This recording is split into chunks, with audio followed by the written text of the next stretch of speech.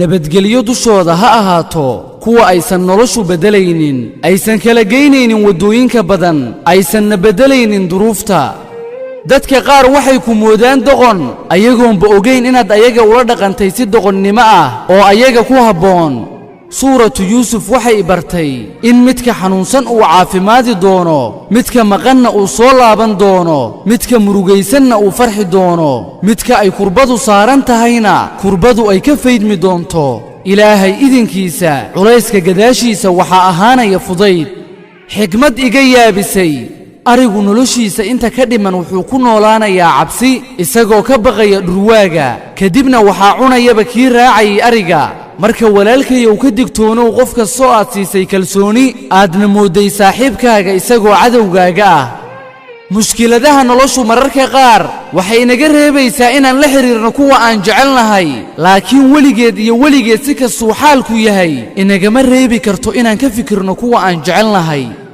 kuwa tegaya hadalka ha ku badin waxaadna ku tiraahdaa waad ku mahadsan tahay kulankii wanaagsanaa ee aan kulannay horay u soco noloshaaduna marnaba ha u joojinin qof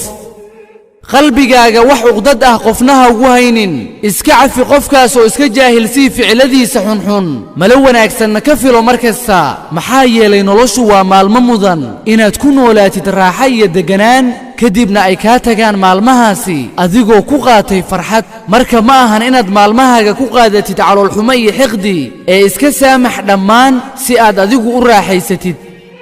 nin oday ah oo duqoobay ayaa la weydiiyey maxaad u malaynaysaa inay dadku kaa leeyihiin wuxuu ku jawaabay anigu waan dhiman ayaguna way dhiman anigu keligay ayaa la xisaabin doonaa ayaguna keligood ayaa la xisaabin doonaa aniga tayda ayaa i qusaysa ayaguna toodaa qusaysa marka maxaaba iga galay dadku waxay iga odhanayaan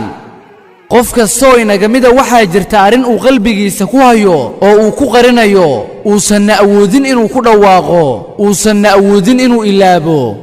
tani waa nolosha oggolaatayaa ama diidayaa ma caafimaadaysid ilaa aad xanuunsatid ma baranaysid ilaa aad gaftid ma guulaysanaysid ilaa aad fashilantid mana jeclaanaysid ilaa aad weysid taasi waa nolosha waana kugu qasab